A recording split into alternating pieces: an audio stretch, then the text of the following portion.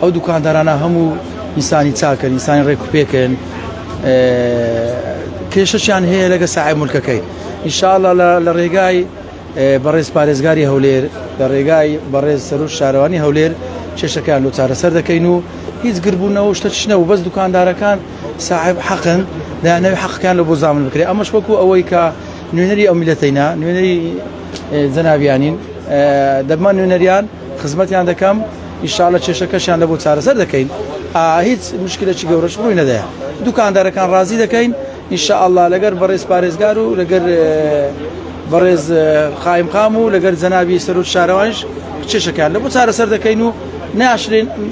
یعنی وە دەکەین ئەوانەش زەرەر مەد نەبن چونکە ئەوانە ساحب حەقن ئینسانی چاکن هەیە 40 سارە لێرەیە هەیە 20 سارە لێرەیە هەیە 50 سارە لێرەیە وە دەکەین دریان ڕازی بکەین و هەرسێک ڕازی بن و هیچ کێشەش دروست نەبی